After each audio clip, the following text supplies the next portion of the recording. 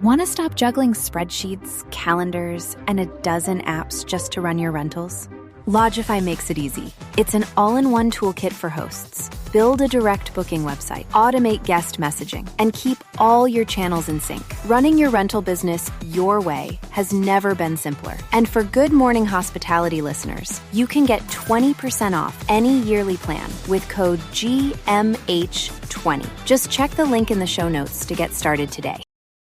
Welcome to Good Morning Hospitality, your one-stop shop for the latest news, noteworthy trends, and thought-provoking discussions across the industry. From hotels to short-term rentals to all things travel and hospitality, you'll find each episode equips you with the information that you need to start your week. Join us on Good Morning Hospitality every Wednesday, wherever you get your podcasts.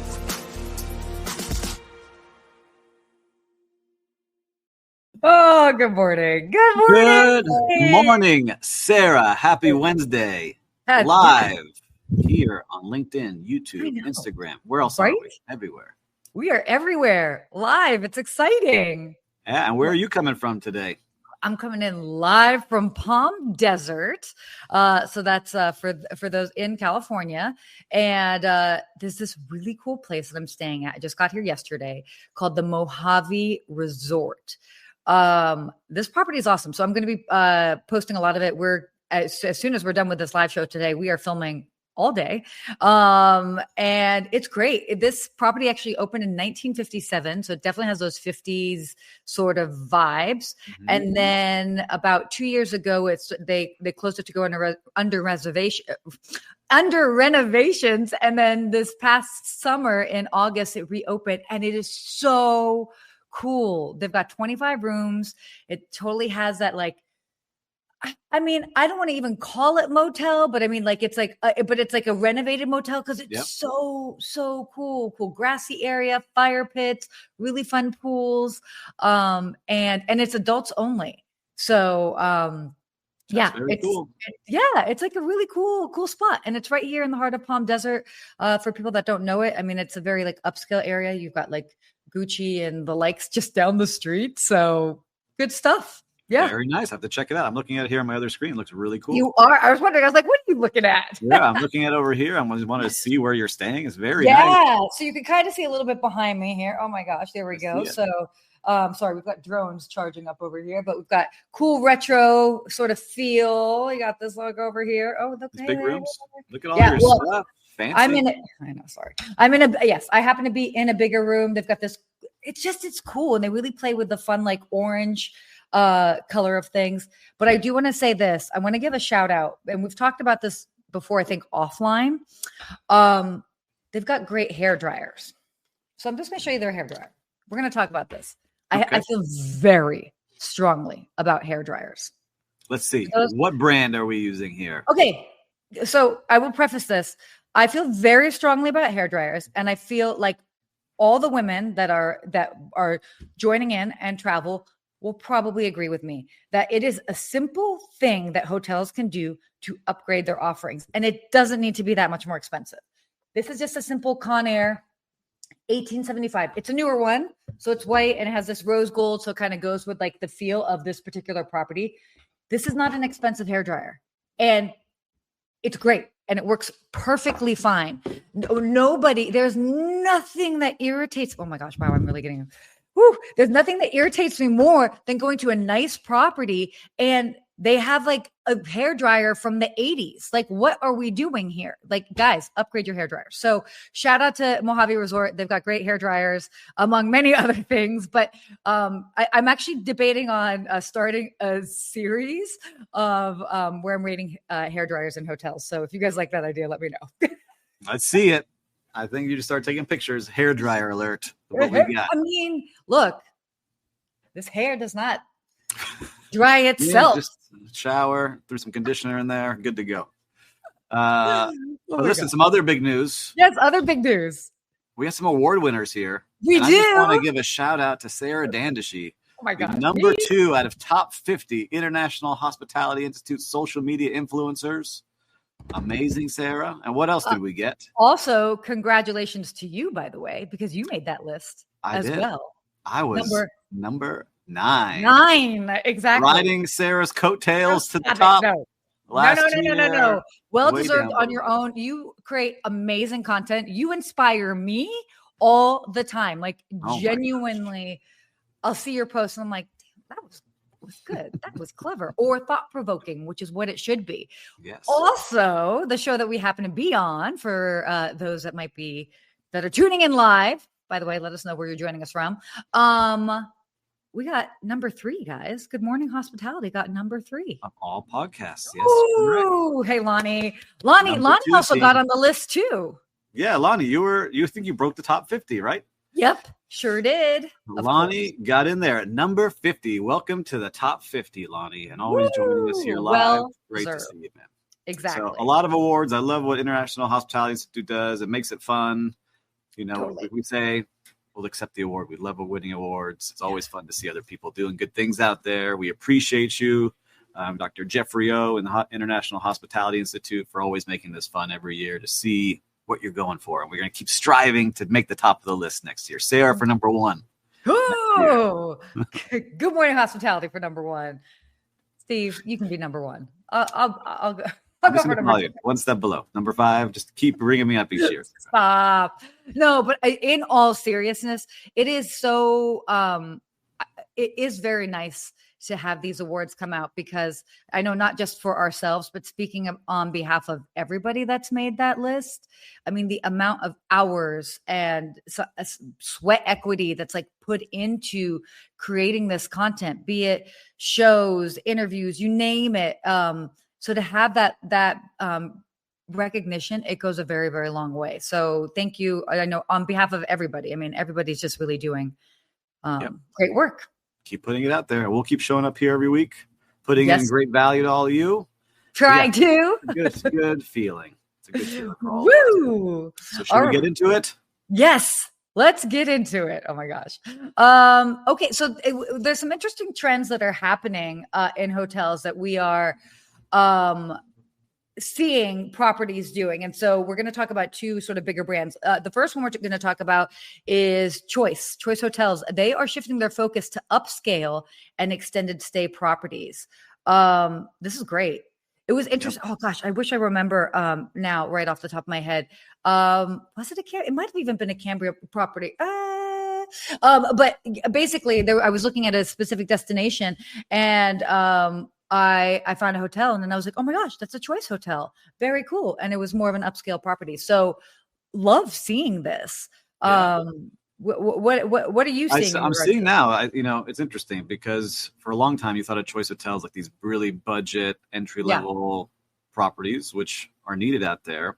Mm-hmm. But now they've realized like, look, it's the same amount of work and effort to have somebody there. Why not start moving up the chain a little bit into revenue? And I also think, because I've seen it, there's an Econo Lodge, which is one of their brands that was right down the street from me, that a short-term rental operator took it over and made it into like a cool motel and started charging way more. So I think that there's just, people aren't looking for that Econo Lodge and Roadway Inn as much as they used to in the past, is what I'm seeing just on the ground level in my areas. Because now you have the short-term rental Airbnb and VRBO options that you can get at a budget. And so now, all right, am I going to stay at an Econo Lodge that might be a little beat up, or am I going to go get my vacation rental or short-term rental from, a host and stay there? So I think that's really pushing it. And you see it now. Yep. Like, all right, we got to push into these extended stay models that are a little higher end because you don't have as much labor. Yeah. So they're taking some of that vacation rental model, saying, all right, you check into the extended stay, you get housekeeping once a week. Sure. And that's it. So you have your labor cost down. It becomes more profitable. It's very interesting to see because they're making a big push into that. And we talked about it a couple of months ago where they bought Radisson. So now they're trying to get that brand up there. So they got Cambria and Radisson, and they're doing some interesting things now, which I like seeing. No, it's great. And, I was having this conversation actually when I spoke at the Travel and Adventure Show 2 weeks ago in Phoenix. So I was on a panel, and one of the other panelists who has been to all the countries in the world, obviously avid traveler. And he brought up an interesting point. And I loved hearing this because he is not a hotelier. How sort of more of the economy brands are like making themselves cool. And where you might have individuals that like really wanted to stay in more maybe like have stayed in a lot of luxury properties for different types of trips, they are totally cool staying in more of an economy brand just because like it's got a cool feel to it. So I love that that's also kind of bringing in a new market of individuals just because of like they revamped themselves in the right way. Yeah. And I'm excited to see what they continue doing. Cause like even where you're staying, right? Yeah. In the past, that would have been, you know, an entry level place. Totally. And they made some little twist to it. I didn't check the ADR where you're staying now, if they made it super high end, but there's a whole strip here in Miami where it's like Motel Row. It used to be really seedy and bad. And that's called the Mimo district. And it's all these vintage motels that they've upgraded. And now it's a really cool place to be. So I think there's a lot of that happening too. So how do you get more and more people into your brand? How do you get more and more people to really grow with you? You have to have those multiple layers. Yeah. And we're seeing it in other big hotels too, right? We've talked about Marriott putting in their, you know, apartments and their extended stays, and it's happening more and more. And good morning, Lou. Good to see you. Oh, good morning, Lou. Great seeing you again. I saw him again this past weekend. 2 weekends in a row. Lou, always good. I'm curious to see if any one of you out there works at these brands or has stayed in some of these brands. You know, I haven't stayed in a Cambria hotel, but we had to mention one other one that's coming out from Choice is their mainstay suites. Yes. Nearly doubled its footprint since 2019. So adding 68 properties and over 5,500 rooms. So that's a lot of rooms. That's a lot of rooms. They're adding into this suites extended stay vibe. So it continues pushing. Exactly. I'm loving seeing it. So speaking of, we're talking about these big brands doing these, you know, it's shifting their focus a little bit. Hyatt, they've launched a new mid-market brand, Hyatt Select. Love that. By the way, shout out to Will in the background that's like coming up with all the photos here from the articles. Love that. Yeah, come say hi. Okay. But so yeah, Hyatt Hotels has recently unveiled Hyatt Select. So what they're doing with that is they're really trying to target that sort of upper mid-scale market to kind of attract those cost conscious travelers. We were just kind of talking about it. And it's cool too, as far as like from the owner standpoint, it's sort of a conversion friendly option with lower operational costs. So, again, it's same thing. Yeah. Same. They see the model, right? It's that mix of this hybrid where, all right, we're going to have the rooms. We're going to make the rooms really nice. We're not going to have that many features in here and not that much staff to keep the cost down. So it's very interesting to see how more and more brands are seeing it. These big brands, Hyatt sees it, Hilton sees it, Choice sees it, Marriott, they're all pushing into this space that's low cost, keeps expenses down. You can charge the revenue. People stay for longer times, and they're more like suburban markets. So I really see it like as a competition with all the vacation rental and Airbnb and VRBO. So I want to see what our Monday morning crew that talks about short-term rentals says about that and what they think. But that's what I'm seeing here. Very strategically placed. It's cool. And then also in interesting locations too. They, I love that they've got their Hyatt Studios, their first property in Mobile, Alabama. Yeah. So we got Kate here. Hold on. Kate just jumped in. Yeah. So Kate, I wouldn't ask a question of you, but you said former director of sales at 2 Cambria hotels, hard to penetrate, an unknown brand, but glad to see traction in the market. Also check out the Ascend collection. I will. So what would made it so challenging to break through? Because now Cambria, they're putting in some big dollars. Was it that people just didn't know the brand? They didn't trust the brand? What do you think it was, Kate? And we can come back to it if you're still listening to us. I love that you shared that with us here. I love this. That's so interesting. So anyway, sorry, I was like trying to like look at her comment and like, I mean, it's a this big shift that we're seeing. But you said, they got Hyatt Select and then Hyatt Studios, which is again going to be in Mobile, Alabama, and it's really making a push into the upper mid-scale segment. Totally. So mid-scale, upper mid-scale, lower mid-scale, not budget anymore. All in this middle ground that people are looking for nice stays on the go. I know I definitely am seeing that when I'm traveling as well. Just because, and even I've had some clients, they're like, look, we're not going to be in our hotel room necessarily that much. So we obviously want something nice, clean, fresh, but not something that like, we don't need to go crazy with it. So smart move. Totally. I'm trying to figure out the difference like that. You're going to start getting into things like I don't know what I'm walking into sometimes. So Hyatt Place, I know, like I stayed at once, and then you got Hyatt Select and Hyatt Studios, and Then you get their higher end Hyatts like the Andaz and the Grand and You know all what these other things that are going on. What I've found also is to take into consideration the market and the placement. So interesting, I didn't totally know what I was walking into, for example, with this property, but nearby you've got like an autograph collection. You've got like some nice, that are obviously like upscale sort of properties. So that in order to compete with that, there's got to be a level of elevation. Obviously a very different type of property where you've got probably, let's just say that autograph collection let's just say it has 200 rooms, give or take. This has 25. So it's very, you can't completely compare it, but it's definitely, it's interesting to see. So I like what they're doing. I like what Hyatt's doing, right? We talked to them buying the Standard a couple of weeks ago.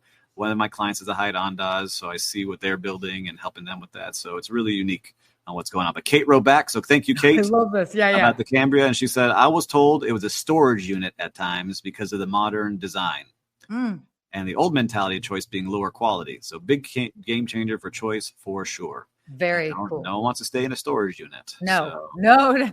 I appreciate you sharing that, Kate. Thank you very much. Love that. Well, why don't we go ahead and switch gears and talk a little bit about what's happening just in the world of travel. Yeah, let's talk about it. Scheme of things. So Flywire acquires Certify.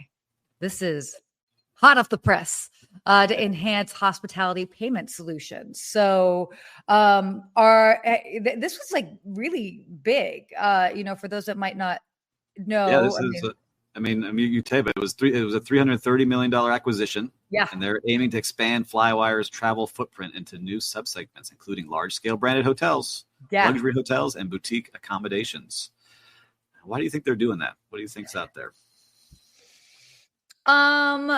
It's interesting. I feel like it probably has something to do with the back end as far as like the payment processing. And they're probably trying to do something to like streamline that process. And I know like Certify is big in property management systems. Like I know I've used Certify before and things, and they're big in events and catering systems as well. So let's see. I don't know that much about Flywire, but I'm excited to see what they put together here. Yeah. I mean, this is definitely it's good. I mean, again, it comes down to, they're even kind of talking about it. Like it's, it has to do with like the payment volume. So I think on the back end, I've worked with a couple of different fintech companies, and it's like anything that when you're talking about like payment processing, it's like fee on top of fee on top of fee on top of fee. And sometimes, the client doesn't necessarily see or know that that's happening, but that is happening in the background. Let's see. So it says, I'm just reading the quote. The acquisition expected to accelerate the monetization of several $1 billion in payment volume that Certify's platform processes annually. So, all right, we'll keep an eye on it. $330 million purchase. Yep. There's definitely money to be made in that area. Ooh, don't talk about that much, but what does Christopher have to say here? Certify has had substantial performance issues over the past year or so. It was probably ripe for takeover. Yeah. See, inside users know what's going on. Christopher, thank you for breaking that news live here. Ooh, thank you. I love that. News for you, by you. Okay, so is that a FUBU? You just do a FUBU quote? You remember FUBU, the brand? For you? Of course, I was just about to say it, but I didn't want you guys judging me. I had a FUBU shirt in high school. I did too. Damon John. All right. Shark Tank. Oh my gosh, I totally did. And then I went to school, and then somebody was like, I don't know, Sarah. And I was like, oh, okay. So I just FUBU'd our. All right. Well, now we keep doing scary flight news. I know. And it's your brand. So you want me to read it so they don't see Yeah. You read it so I have a little bit of like distance from it. All right. Well, Delta flight evacuated due to a cabin haze. So a Delta Airlines flight departing from Atlanta experienced smoke in the cabin shortly after takeoff, prompting an emergency landing. All passengers and crew were safely evacuated using emergency slides. Always wanted to go down one of those in a safe way. Okay. Not in a bad way. But passengers reported a smoky haze filling the cabin. leading to concerns and the subsequent emergency response. And Delta is conducting, of course, a thorough investigation into what's going on. But that happened. Then I saw just yesterday a Southwest airline flight, great pilots avoiding crashing into a private jet that was crossing the runway at some time. We talked last week about some stuff. So I don't know if this is just always happening and now we're just highlighting this more often now because there's so many flights flying, or if there's really something going on with like the talent level of people working, or there's not enough positions filled. I think we need to do a deep dive into what's going on out there. Investigative reporting. Is it the talent, or is there something like or glitchy with whatever system? Conspiracy theorist here.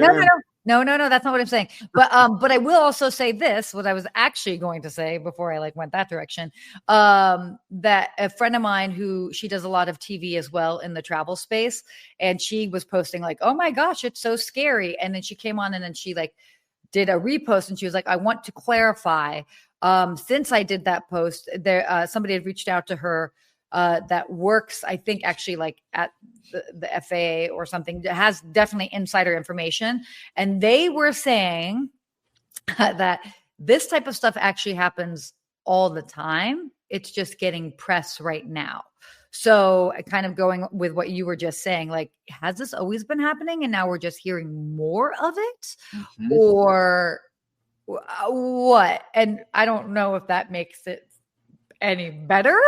Well, you're my expert. You're in the air 100 times a year or more. So if you're not seeing it all the time, then no, I'm not. I mean, look, at the end of the day, it's a big business. And I think at the number one, they're in the business of safety.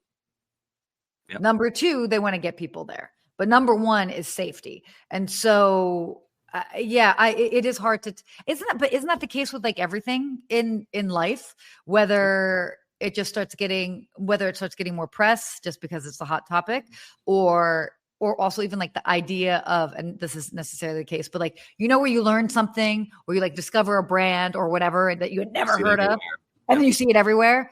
I'm not saying that this is the case, but I don't know. I think we're maybe focusing, now there's so many eyes on this everywhere. Yeah. Right. And then the other one that I saw floating around social media this week was the Spirit Airline brawl in Atlanta. Did you see that one with the Spirit Airline logo? Wait, no, I didn't see this one. It's my favorite. I wish we got to start getting video on here, Will. We got to, wait.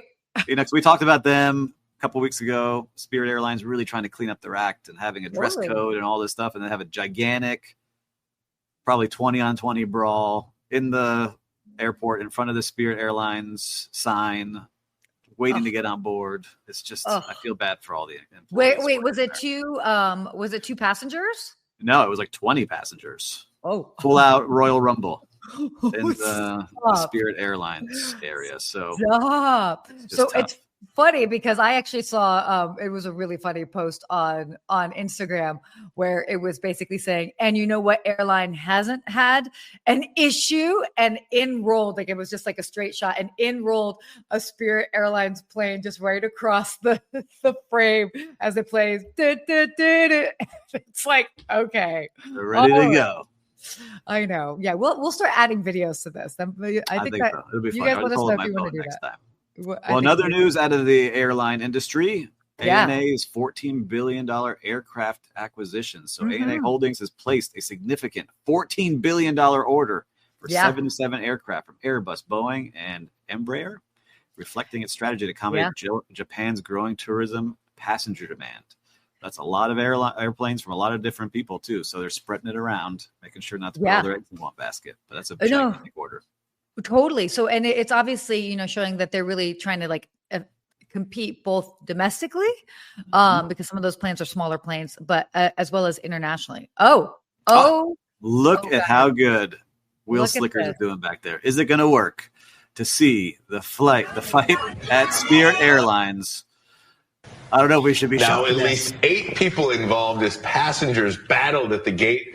For a Spirit Airlines plane. By the time officers got there, the melee was over. Get ready for no word. And it goes on and on and on. It's a 20-minute video. What were they fighting over? Snacks? Who knows? People are just not the well-traveled is what I like to say, because it could be anybody, right at any time. It's just, come on, everyone, relax. We're all right. We're all going to the same place. I'd just be really curious, like what started that? Like why? Like yep. what? But it was good. Will sounds fine. He's sending us a message. Sorry to distract, but I found it. It's a good video. Oh my God, I love it. Go watch it, everybody. It's just airline travel is the best. Mine is not that eventful. Well, we could just say that, but yeah, it is. I've only seen that one time, but not like that. That was 20 on 20 Royal Rumble from like the WWE days. So anyhow, a lot going on in the air. Be safe, everybody. But we jump into our real-time recap. Yes, let's do it. Would you like to start today? You've done a lot of traveling. Sure. And well, maybe not that much traveling, but I do happen to be in a different location. I think it's only fitting that I do a shout out for the team over here at the Mojave Resort. Stephen Sinclair just jumped in, who I talked to yesterday. Good to talk to, Stephen. The internet is trending this. Spirit Airlines, no accidents, just incidents. Oh, my gosh. I hate hating on Spirit Airlines. I have people and friends that work there. I'm sorry. I love all of you out there. Yeah, I just think it's wow. It just is crazy. The pricing brings in different things. Like same thing in hotels. Like I see in our vacation rentals. Like we have some homes that are cheaper and others more expensive. Sure. And the cheaper homes, for whatever reason, it always gets destroyed. People don't treat it well. It's just the less well-traveled or classy, maybe. I don't know. Totally. But can we also stress the fact that they said no accidents? So no accidents so just far. Yep, get your face smashed, but you're going to get there. Oh, God. All right. Sorry. I cut off your real-time recap. Oh, my God. No. Real-time recap. Okay, great. Shout out to the team over here at the Mojave Resort. They have been so pleasant from just like in organizing things prior to getting here. We're going to be doing a little bit of pickleball later today. And then a special shout out to Drew over at the front desk. She is fantastic. She came, she took us on a whole tour. You gave us like a welcome drink and just kind of showed us around the property. But it was just like so genuine and sweet. And I just, we always want to say that is how it should be, but we all know that it isn't always like that. So I think it's always just nice to commend people for showing up that way. So shout out to Drew here at the Mojave Resort. This is actually, I believe, one of Bashar Wali's properties as well. So great spot. I'm loving it so far. Very nice. Well, I've been saying it now. February is my favorite month in Miami for a lot of reasons, not just the weather and the people, but so many great events. So the Wine and Food Festival here, 24th year. And I got to go to one of the signature events, which was the tribute dinner at the Lowe's Miami Beach Hotel. It's considered like the Oscars of the event. And they had so many celebrity chefs there that all put on a plate. And they honor some fantastic people. But the coolest part, I got to take my dad. And so it's always good to go with my dad. And I used to work at that hotel 4 years ago. And it was just, I get a little emotional because there's so many people coming up to me to say hello and that they miss me. And they were doing it in front of my dad. He's like, man, there's so many people coming up to you. Like they really missed you. It wasn't just like managers, like bussers and stewards and bartenders and all the people that you work with in a hotel. It made me miss working in hotels day to day during that time. Maybe not all the time because we get to do so many fun things, but there's some times where I miss that action. So you never know who you're making an impact on when you're working in hotels. And so if you're a leader listening to this now, which I know we have a lot of leaders doing that, you really have a huge impact on people you don't even realize that you're doing. So thank you to all of those came up. I'm getting a little emotional talking about it, but it was just awesome to see it in front of my dad, who sent me a note the next day of like, man, it was cool to see how many people you impacted. Do you have a picture of you and your dad there? I do have one with Marcus Samuelson. I have not. I'm going to do it. So it's pretty cool. I was about to say, I think, first of all, we need to see like Daddy Turk. That sounded weird, but you get what I'm saying. But it's cool. I so resonate with that because I've had similar instances with my mom when we get to go different places. But even if I go back, like, for example, the Peninsula Beverly Hills, I haven't worked there since 2011. Yep. And still I go in like without fail. I go, everybody at valet knows me. They will still hold my car. They open the door. They're like, what? I mean, it's a whole thing. And it's so meaningful. Actually, when my book came out, I happened to be there working for a client of mine, and I had a bunch of books because I was signing them and shipping them out because I was doing that while I was there for other work. And one of the housekeepers happened to come in, and she was like, I remember you from when you worked here. Like, would I be able to have a book? And I'm like, oh my gosh, yes. Yep. So I signed 2 books, but that was me and my dad at the awards there. So I love it. We had a great time, and it's just fun. Guy Fieri was the host, and just a good time overall with everybody. And you just have like Marcus Samuelson, who's an award-winning chef, and you're just hanging out at this place, and just felt good. And 2 people brought their books to get signed because they knew I was coming, so it was just cool. Yeah, welcome to that book life. Look at that. Oh, we got housekeeping happening in the background. Housekeeping? Hey, go team. I love that. Yeah. All right, let's get to our hospitality quote. We're having we got sentimental today. I did. It was good, but it really just shows you never really know who you have an impact on, and it's very true. And they're always watching what's going on. But I don't have the quote in front of me because I just. Oh, okay. Okay. Success seems to be connected to action. Successful people keep moving. They make mistakes, but they don't quit. Conrad Hilton. Love this quote so much. I get into so many, and I'm sure you do also, Steve. I get into so many conversations with people. They're like, well, I don't know. We almost this analysis paralysis. And even recently I've just been seeing stuff like I'll look back. I have typos in my first book. I also did the entire formatting of that book on my own. Crazy, because that's so hard. It's super hard. I had somebody that was referred to me to help format it. I didn't like what they did, so I took matters into my own hands. I even did the graphics. So, and looking back, is it perfect? No, but it was done. And so, and part of me definitely, it kills me because I don't want to say I'm a perfectionist, but I have high standards. And I'm like, oh gosh. But yeah, but then it happened. So again, it's understanding that like mistakes happen, but you just got to keep it moving. And I also say own up to your mistakes. Yes. That's a big thing, right? Yeah. If you did something wrong or treat somebody badly, like we had that happen with our little world recently, and I did that. But I think too, on that thing, it's a keep moving is, I got this advice, and so I think a lot of us happen where you get like anxiety, like, oh, I should have done this, or this is going to happen, and my business is slowing down, or that might be going on. It's like taking that anxiety and putting it into action. So that is that extra cold calls. It is the extra messaging. It is the extra meeting, or whatever it might be. How are you going to improve? You can't just sit in that like, I failed. That's what that quote is. Like they keep moving. The successful people keep moving through, keep pushing forward. And that's what it takes if you really want to do it. Yep. It also all comes down to integrity too. If the integrity is in the right place and you've got it, look, mistakes happen. We're humans. But then it's like you keep it moving and you move forward. Like it's all right. It all ends up working out. So, I love this quote. Ooh, that was a good one. Good ending to the show here. I know. We started with hair dryers and then we ended with something a little bit more sentimental. It's getting real, Yeah. Spirit Airlines made a debut. We got our first video on air. Oh my gosh. Yeah, exactly. So lots of fun stuff. Yeah. And thank you everyone who joined today. I love seeing all the new faces out here. And everyone who commented, Kate, especially for you, for reporting what you saw at Cambria as we're talking to ours. We got our for us, by us reporters out there. So Lou for joining us, who, by the way, I think I might have gotten you mixed up with somebody else. So sorry, but always so we love the fact that you join us every week. It makes me so I love it. Love it. All right. Well, until next week, stay hospitable, everybody. Bang out. Bye.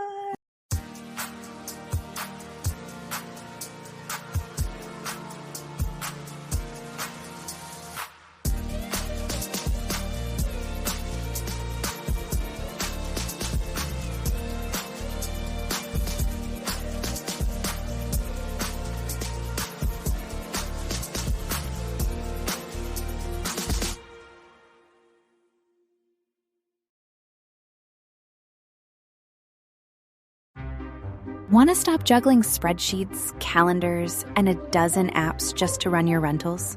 Logify makes it easy. It's an all-in-one toolkit for hosts. Build a direct booking website, automate guest messaging, and keep all your channels in sync. Running your rental business your way has never been simpler. And for Good Morning Hospitality listeners, you can get 20% off any yearly plan with code GMH20. Just check the link in the show notes to get started today.